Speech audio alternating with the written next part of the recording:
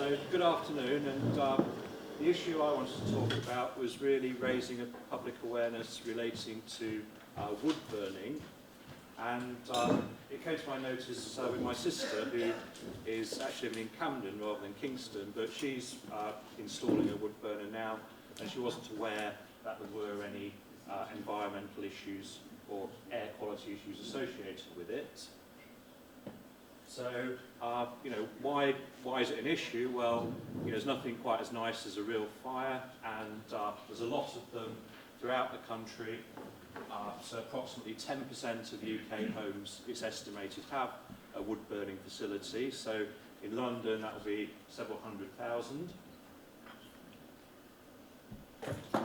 And the issue really is that the smoke from the wood burning can be a source of pollution which can negatively impact on health, and the little particles within the wood smoke can carry other chemicals within the lungs, so things like polyaromatic hydrocarbons, which can be carcinogenic, and they can cause damage to the body.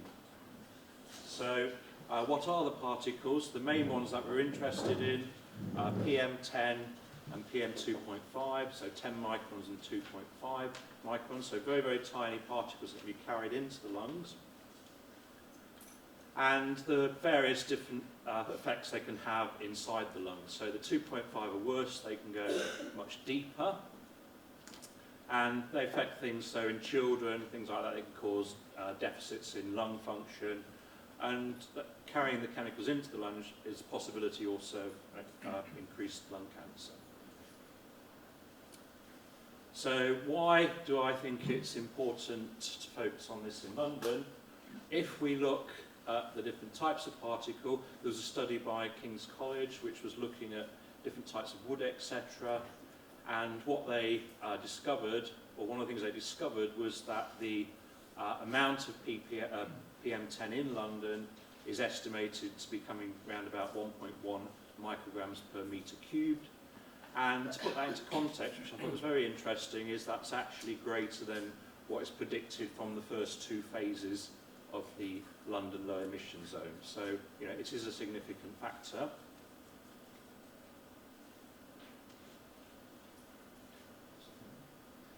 Oops.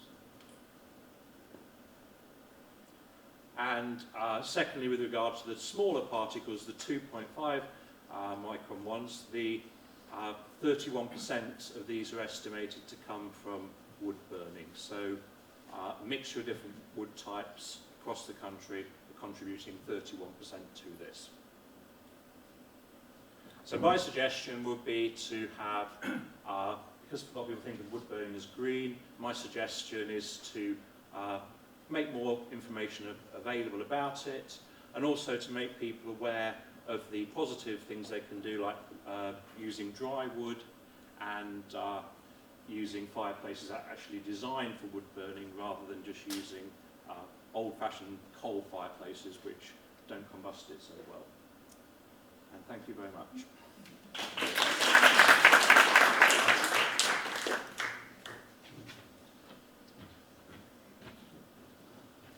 Thank you very much, Stephen. So next up we're going to have Brian Schindler.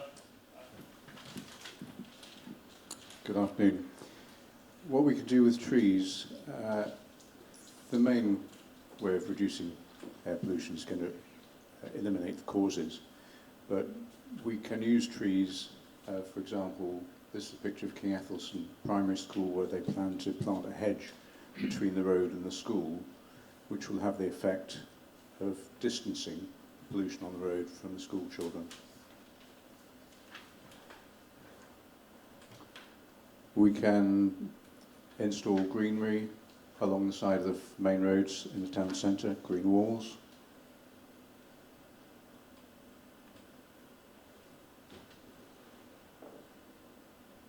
We can add a lot more trees.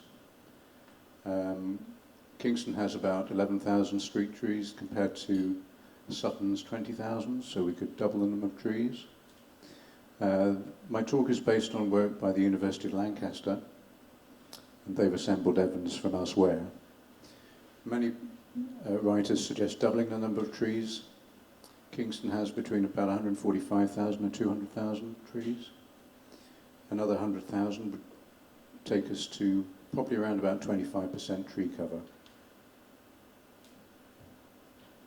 We can either do that, asking the council to coordinate and pay for it via council tax and so on, but I think it's also possible we can do that by a good deal of community involvement.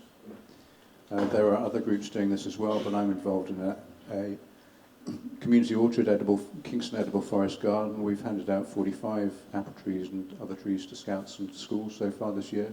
We'll probably reach 100, including King Athelstan.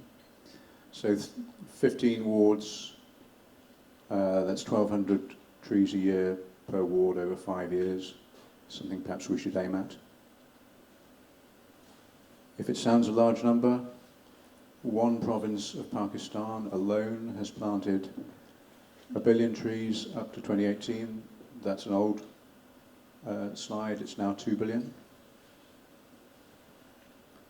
What we would aim to achieve is to nudge the air pollution levels one colour square better.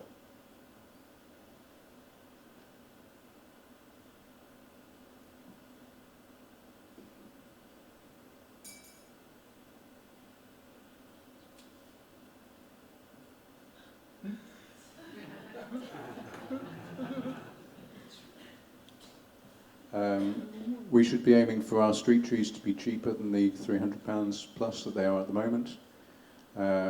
We have agreement with the council for some trees we're getting for £6 to be grown up and then planted out in a street in Berrylands next year. And we should be a little bit careful about pollinating all the trees in the borough in one ward at the same time. Can we have a quick bit of the video?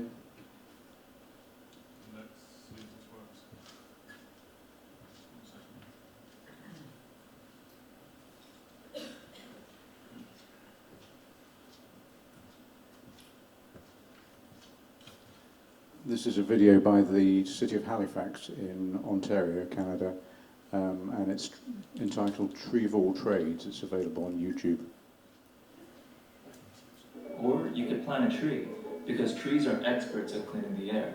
They trap airborne pollutants with their leaves and take in carbon dioxide through photosynthesis. In total, we estimate trees in Halifax trap 1,478 metric tons of pollutants every year.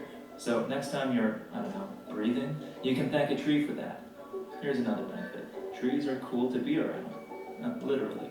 Yeah, they provide shade for people in nearby buildings, but they also cool through a process called evapotranspiration. On a hot sunny day, trees are releasing water into the atmosphere, cooling the air around them, and that is crucial for a city. You see, urban areas have a lot of surfaces that either create heat or reflect heat, and that usually means cities are hotter than their surrounding. A phenomenon known as the urban heat island effect. So, is the solution to set up a bunch of air conditioners on our streets? Heck no. Plant a tree instead. Here's one more. When it rains in Halifax, which is quite often, that water has to go somewhere, and if not handled properly, it can lead to flooding and erosion. Well, trees play an essential role in handling that storm water. They slow it down with their foliage, while their roots absorb water and stabilize the soil around them. They're kind of like a living ShamWow. Remember those? Anyways, trees come with a lot of benefits, and it turns out you can do the math on how valuable they are. With that, many... Yeah, fortunately we don't have time to put the whole video right now, but we can make sure that's kind of sent out to you if you want to watch it this evening. So thank you very much to Brian for that. So last but not least, we're going to hear from Jack Moore. So Jack, if you want to come up. Good afternoon, everyone. Just going to jump right in, really. What is a workplace parking? Oh, I've gone too far. So a workplace parking levy is a complicated title for basically a charge that's put on businesses for providing employee parking spaces. So it can change the specifics, but in Nottingham where they use it, it's on any business who provides over 11 parking spaces, and they charge currently £450 per space.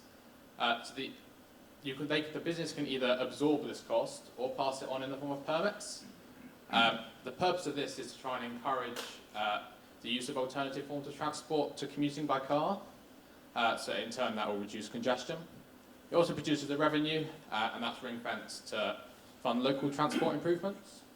But as I said, Nottingham is the only example in the UK so far.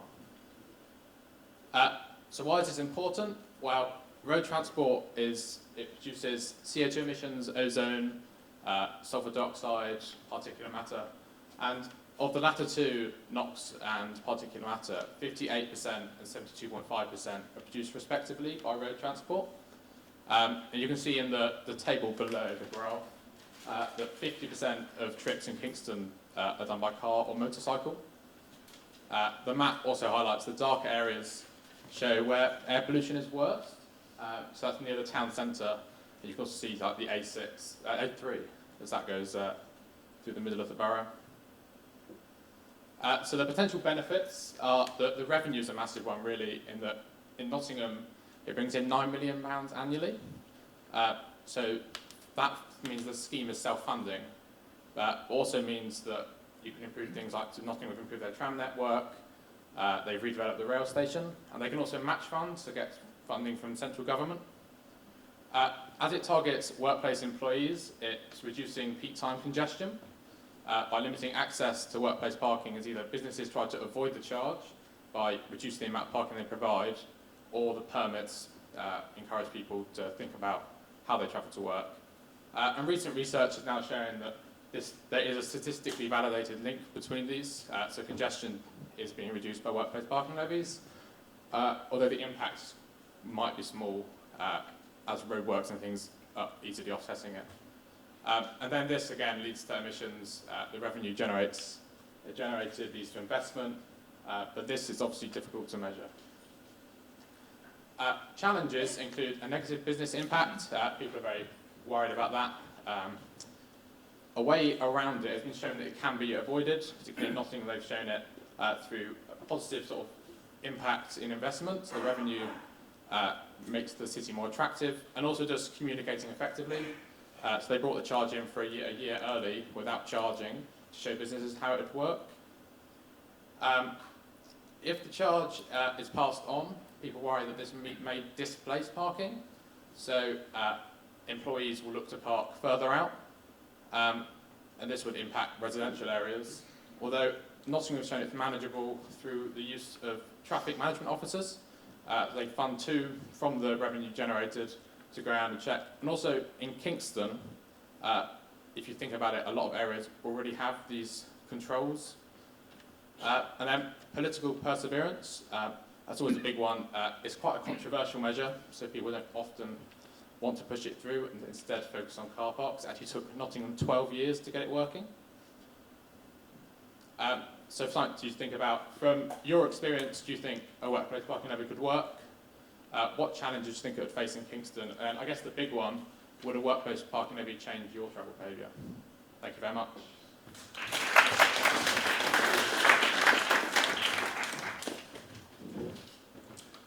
So thank you very much to Jack, Brian and Stephen for those presentations.